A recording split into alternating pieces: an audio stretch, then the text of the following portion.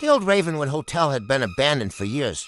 Most people in the town avoided it completely, not because it was falling apart, not because it was unsafe, but because of room 313.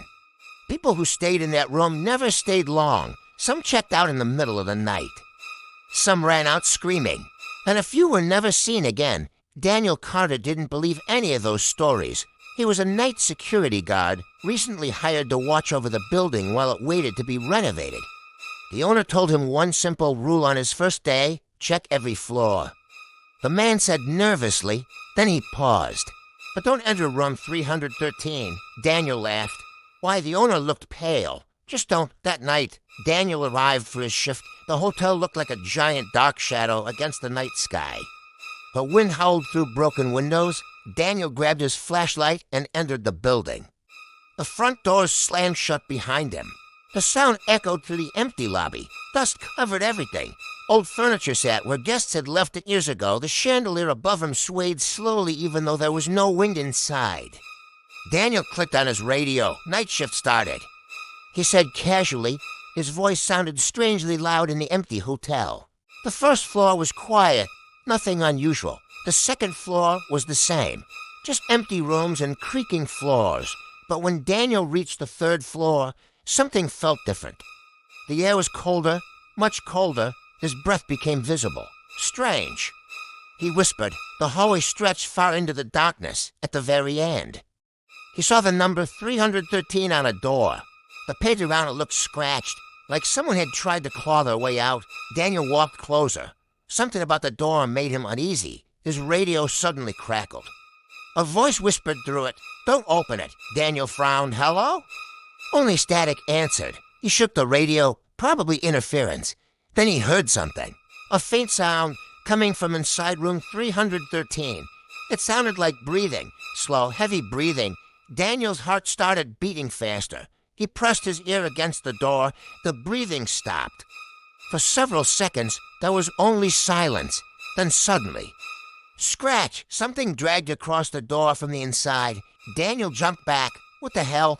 The scratching continued, slow, deliberate, like something was trying to get out.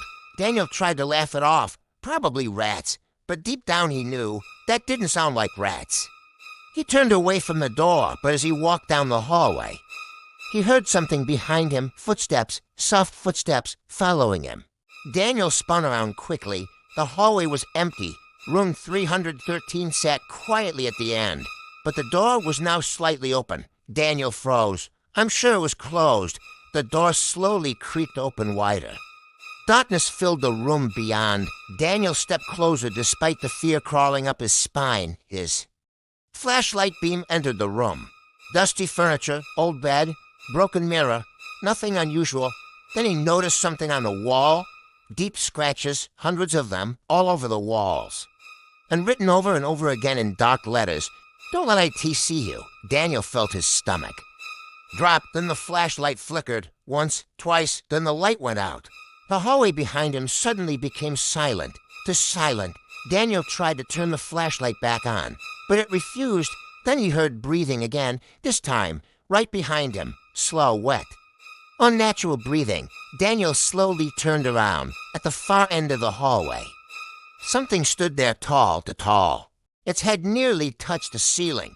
Its arms hung long and twisted, and its face had no eyes, just a wide black mouth. The creature tilted its head slowly, then it smiled, and began walking toward him. Each step echoed through the hallway. Daniel ran. He sprinted down the stairs. The creature's footsteps followed, slow, heavy, getting closer. Daniel reached the lobby and ran to the front doors. He pulled them open and stumbled outside. The night air hit his face. He collapsed on the ground. His heart pounded violently. After several seconds, he looked back at the hotel. The building stood quietly in the darkness. No movement, no sound. Daniel slowly stood up. Maybe he imagined it. Then he noticed something that made his blood freeze. On the inside of the glass doors, a message had appeared, written in long scratch marks. "You saw me?" Daniel backed away slowly.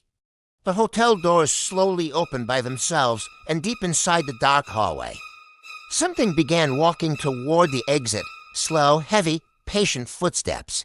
And Daniel realized something horrifying. Whatever lived in room 313 was no longer trapped inside.